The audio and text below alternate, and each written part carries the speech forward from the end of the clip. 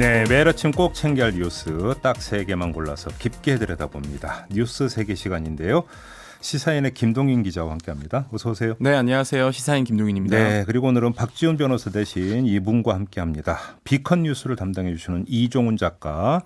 안녕하세요, 이종훈입니다. 네, 미리 당겨서 인사드리겠습니다. 이따 비컨 뉴스 때 또 한 번 인사해야죠. 네, 알겠습니다. 네, 오늘 좀 그 겹으로 네. 고생 부탁드리겠고요. 자, 첫 소식 가보죠. 네. 김남국 더불어민주당 안산 단원을 후보가 여성 비하와 또 성희롱 발언이 수시로 일어나는 팟캐스트 방송에 출연한 사실이 알려져서 논란이 일고 있습니다. 네. 이 쓰리 연고전이라는 유료 팟캐스트인데요. 해당 방송 내용을 좀 확인해봤는데 여성 사진을 두고 품평을 하거나 뭐 성희롱 농담을 주고받는 방식이었습니다. 뭐 인종 비하 내용도 있었고요. 여성 사진을 보면서 특정 신체 부위를 좀 평가하는 대화들이 나와요. 네. 여기에서 김남국 후보가 저 정도면 바로 한 달 뒤에 결혼을 결심할 수 있다라고 직접 언급한 내용도 있습니다. 이 김남국 후보는 어제 해명글을 올리면서 이 해당 내용에 대해 이 유료 성인 콘텐츠라서 좀 더 솔직한 말이 오갔다. TV 방송에 비해서. 여기서 주로 놀림을 받는 대상이었다라면서 문제가 된 발언들, 특히 여성 비하적 발언들은 본인이 직접 하지 않았다는 점을 강조했습니다. 네. 네거티브 공세라는 거죠. 해당 방송은 어제 공식 입장을 내보냈는데요. 이 진행자 이동영 씨는 왜 굳이 듣고 있냐. 이게 선거가 오늘 내일 남아서 코너에 물려가지고 이 문제 제기를 한다라고 주장을 했는데 원래 유료 회차 500원이었는데 네. 이거를 듣지 마라라는 식으로 얘기를 하면서 부가세 합쳐서 11만 원으로 올렸더라고요. 네. 지금 야당의 막말 변수도 한창 논란이지 않았습니까? 차명진 후보가 어제 결국 제명 처분을 받았는데 미래통합당도 어제 오후에 긴급 회의를 열어서 이 제명 결정을 내렸습니다. 지금 여야 모두 이런 말의 어떤 악재들에 대해서 굉장히 조심스러워하는 분위기인데 지금 하루 남겨놓은 상태에서 불거진 문제라서 아무래도 논란이 좀 커지고 있는 상황이죠. 아무튼 이 김남국 후보 문제는 경쟁자인 미래통합당의 박순자 후보가 기자회견을 열어서 이런 뭐 폭로 형식으로 이제 공개를 했고 일부 언론도 이제 보도를 했던 그런 사안인 거죠. 네. 그래서 이제 김남국 후보 같은 경우는 이것이 지금 뭐 선거용 네거티브 공세 아니냐 이런 식으로 좀 주장을 하고 있는 것 같은데요. 어떻게 봐야 될까요? 일단 선거가 특히 이제 총선 같은 경우에는 그 선거가 하루 이틀 남았을 때 뒤지고 있는 후보 쪽 혹은 초조한 캠프 측에서는 네거티브 공세에 대한 유혹을 뿌리치기가 참 어렵습니다. 저도 선거 캠프에서 여러 차례 일을 해봤었는데 네. 그 네거티브에 대한 자료는 사실 제보 등을 통해서 이미 확보하고 있거든요. 확보하고 있는데 이걸 쓸까 말까 해요, 후보들이. 그런데 마지막에 초조해지면 이 네거티브 카드가 나오죠.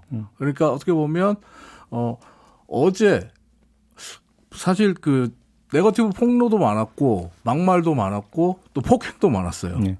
그러니까 이게 이제 선거가 정말 코앞으로 왔다라는 반증이기도 하다 이렇게 말씀드리겠습니다. 이게 이제 그 네거티브 공세냐 아니냐의 문제도 중요하겠지만 이제 그것이 사실에 기초한 것이냐 아니냐 어찌 본다면 이게 더 이제 본질적인 네. 문제라고도 볼 수 있을 것 같은데요. 일단 그 팟캐스트에 들어가서 쭉 네. 한번 보셨다라는 말씀이시죠? 네. 그러면 김남국 후보의 어떤 발언의 질, 어떤 그 성격 이런 것들 어떻게 봐야 된다고 생각하세요? 제가 지금 현재까지 파악한 내용으로 보자면 방금 뭐 네거티브 전략 부분에 대해서 말씀하셨는데 네거티브 없는 선거가 어디 있습니까? 사실 우리가 흔히 시쳇말로 건덕지를 주지 말아야죠. 그렇죠. 그래서 그리고 이 문제는 그 어떤 의혹이 있다라고 방송한 게 뭐 의혹이 있다고 발표한 게 아니라 네. 방송 내용 그대로를 지금 얘기한 그렇죠. 거예요. 그리고 그 방송에 한 번도 아니고 수차례 어쨌든 참여를 했고 그 방송 내용 자체가 우리는 막 나갈 것이다라고 얘기한 상태에서 거기에 적극적으로 참여했다는 거는 이건 사실 뭐 논란의 여지가 있다라고 말할 수도 없다. 저는 이렇게 판단을 합니다. 문제가 있다. 네. 그렇게 보시는 거고요. 알겠습니다. 이게 그 2012년 총선 때 네. 선거 막판에 불거졌던 사례고 거의 유사한 사례. 제 기억이 맞다면 네. 좀 그렇게도 당시 김용민 서울 막말. 노원갑 후보였죠. 네. 그렇습니다. 그러니까 거의 어떤 그 사례 자체가 타이밍이나 어떤 사안의 성격이나 이런 것 자체가 거의 유사한 그 건이 아닌가 이렇게 한번 좀 정리를 해볼 수 있을 것 같은데요. 김남국 후보 같은 경우는 그럼에도 불구하고 이게 네거티브 공세이기 때문에 그 문제가 있다. 오히려 문제를 제기하는 쪽에서 문제가 있다. 이렇게 주장을 하고 있는 건가요? 네, 일단 어제 보도자료 자체에는 이 상대방 후보의 어떤 그 상대방 후보가 네거티브 공세를 펼치고 있는 것이 자신에 대한 의혹을 덮기 위한 것이다라고 제가 받은 보도 자료에는 그렇게 지금 나와 그러니까 있었고요. 보도 자료에 이제 박순재 후보의 수행 비서가 네. 폭로했던 것에 그 의혹을 덮기 위해서 이렇게 얘기를 했다라고 김남국 후보 측에서는 얘기를 하고 있고 저는 개인적으로 어제 김남국 후보가 낸 그 입장문을 보면서 좀 많이 아쉽다고 해야 될 게 아쉽다고 할까요? 유감이라는 표현으로 대신했거든요. 글 말미에 네. 불편함을 드렸다면 불편함 느끼셨다면 느끼신 분들에게 유감을 표한다. 이건 사과를 해야죠, 사실. 네, 알겠습니다. 내일이 총선입니다. 그 유권자들의 이제 그 판단이 어떻게 나올지가 좀 이제 궁금한 부분이 있겠고요.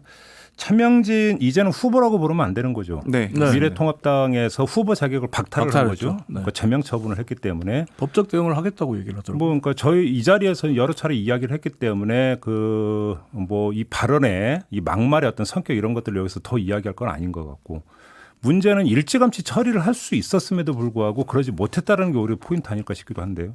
어제 뉴스세계 시간에 우리 네. 머털 도선님께서 그런 말씀하셨잖아요. 차명진 후보에 차명진 뭐라고 해야 되죠? 전 후보가 아니니까 후보, 예. 전 후보, 차명진 전 후보 전 후보에 대해서 그 이야기를 하면서 미래통합당보다 더 오른쪽에 있는 사람들의 지지 이런 것들을 생각할 수밖에 없었을 거다 이런 얘기가 나왔었는데 네. 어제 미래통합당 홈페이지 게시판이 거의 항의글로 도배가 됐습니다. 아 그랬나요? 왜 제명하냐? 예. 있을 수 없다. 예. 오히려 차명진 같은 사람이 필요하다. 오히려 뭐 정말 김종인 선대위원장을 프락치라고 하는 그런 발언까지 서슴지 않고 올라오더라고요. 그러니까 제가 원래 윤리위원회에서 제명 결정을 했다가 그런데 이제 이거를 탈당 탈당 권유로 네. 수위를 낮췄다가 또 이번에는 최고위원 열어서 거기 다시 또 제명 결정을 하고 이렇게 오락가락 행보라고 하는 게 그렇죠.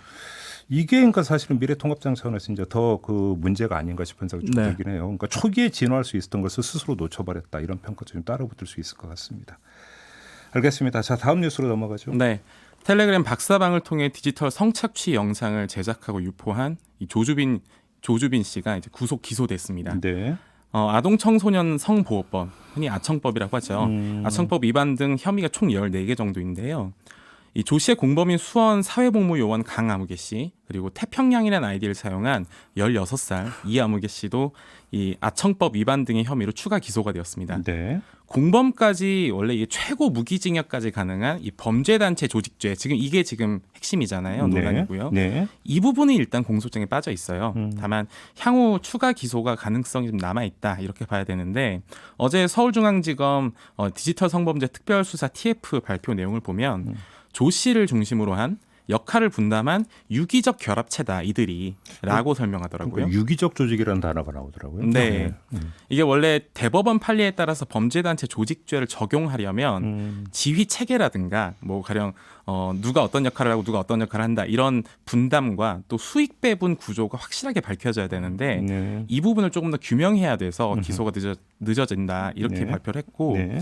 지금 박사방 자체를 운영했던 핵심 그 공범들이 있습니다. 뭐 붓다, 이기아, 사막이라는 인물들이 있는데 지금 공범 중에 붓다와 이기아라는 인물들은 지금 검거가 됐어요. 현재 경찰 수사 단계가 붓다, 이 강아무개 씨인데 네. 경찰이 이 신상 정보 공개 심의위를 이번 주 열 것이라고 합니다. 그래서 여기서 만약에 신상 정보를 공개한다는 결정이 나면 이 붓다라는 인물에 대해서도 추가적으로 나올 것 같고요. 지금 사실 이 과정에서 피해자들의 규모들이 좀 나왔어요. 이 피해자가 지금까지 확인된 건 26명 정도인데 이 중에 8명이 미성년자라고 합니다. 그러게요. 이게 이제 그 범죄단체 조직죄 적용하려면 지휘 체계와 함께 수익 배분 구조를 규명을 해야 된다고 지금 김동인 기자가 전해주셨는데 문제는 수익 배분 구조를 규명하기엔 단서가 되는 휴대전화, 네, 또 아이폰이라면서요. 네, 그렇습니다. 조주빈의 그 휴대전화가 아이폰이고 이걸 또 푸는데 한참 걸린다면서요. 협조를 안 하고 있다면서 조주빈이. 그리고 이 또 가상화폐 지갑을 좀 분석하는데도 시간이 좀 걸리고요. 그게 뭐 휴대폰에 좀 들어가 있다는 네. 거잖아요. 그 조주빈이 이제 그 회원들에게 받은 돈을 가상화폐 지갑에 보관을 하고 있는데 조주빈 자체가 지금 암호키를 알려주지 않는다 그래요. 그러니까요. 예. 근데 암호키를 모르게 되면 사실 이렇게 USB나 다크웹 같은 데 들어가 있으면 찾아낼 방법이 없거든요. 네. 그 일전에 전해진 보도에 따르면 조주빈이 반성 많이 하고 있다라고 하는 그 보도가 전해진 바가, 그러니까 보도가 된 바가 있지 네. 않습니까? 근데 그것도 아닌가 봐요. 안 알려주고 있는 거 보면. 본인이 반성을 많이 하고 있는지는 사실 우리가 알 수가 없는 노릇이니까 그러니까. 반성문을 썼다 정도가 될 수는 있겠지만 제가 어제 방송에서 한번 말씀드렸지만 요즘에 이런 피의자들이 지금 반성문을 가지고 서로 첨삭을 하고 있는 사태에서 에휴. 이게 과연 얼마나 진실성이 있냐 그러게요. 이 문제는 남습니다. 알겠습니다. 반성을 하는데 돈은 내놓을 수 없다는가요? 아무튼 이 범죄단체 조직자 같은 경우는 검찰이 열어놓고 더 보강 수사를 하겠다고 밝혔기 때문에 최종적으로 이제 이것까지 적용이 되는지 안 되는지는 지켜봐야 되겠습니다만 종종 중간 수사 결과가 최종 수사 결과가 되는 경우가 종종 있었기 때문에 네. 또 이게 시간이 지나면 관심사가 이제 떨어지고 그러다 보면 유야무야 되는 이런 일은 없어야 되겠다. 요즘만 좀 확인을 하겠습니다. 자, 마지막 뉴스로 넘어가죠. 네. 코로나19로 인한 경제적 충격이 좀 각종 지표를 통해서 가시화되고 있습니다. 지난달 구직급여, 흔히 우리가 실업급여라고 말하는 네, 네, 지급액이 있어요. 이 구직급여 지급액이 9천억 원에 육박해서 역대 최대치를 기록했다고 합니다. 네. 지난달에 원래 역대 최대치를 기록했다라고 얘기를 했는데 그 사이에 1,000억이 더 늘어난 거예요. 신규 신청자 수만 해도 15만 6천여 명, 3월 달 동안 신청한 사람입니다. 작년 동월 대비 24.8% 증가했다고 합니다. 문제는 실업급여는 받을 수 있는 사람만 받을 수 있어요. 그렇죠. 그래서 이 고용보험에 가입되어 있지 않은 일용직이나 특수고용직 또 프리랜서 등은 받을 수가 없고요. 그러니까 김동인 기자는 받을 수 있지만 저나 이종훈 작가는 못 받는 못 거죠. 받죠. 그렇네요. 네. 네. 갑자기 뭔가 이 그 차별감이 느껴지네요. 네. 그렇죠? 네. 죄송합니다. 또 근데- 그리고 이 외에도 또 자영업자도 못 받죠. 그렇죠. 예, 영세 자영업자도 좀 빠져 있는 거죠. 그래서 이제 부정적인 문제들에 대해서 조금씩 지표가 나와 있는 상황인 건데 네. 그러면 실업만 이러냐, 고용은 또 어떠냐 이 문제가 남잖아요. 그러면서 고용보험 가입자 수를 보면 한마디로 이런 안정적인 그 어쨌든 직업을 갖고 있는 사람들에 대해서 조금은 알 수 있는데 문제는 이 3월달 고용보험 가입자의 증가폭, 네. 이 증가폭도 16년 만에 가장 낮은 수준으로 떨어졌다고 합니다.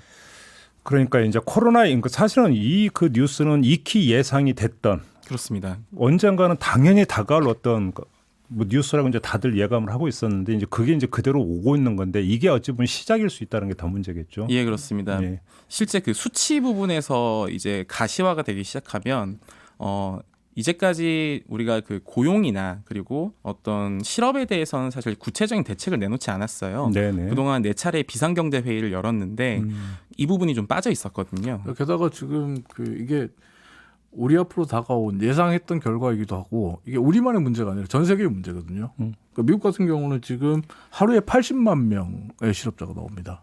그래서 지금 3주 동안 1,680만 명의 실업자가 네. 나왔고 국제노동기구가 최근에 발표한 자료를 보니까 전 세계적으로 일할 수 있는 노동 인구가 33억 명이 있는데 80%가 넘는 27억 명이 실업의 위협에 노출돼 있다. 네. 이렇게 얘기를 하고 있습니다.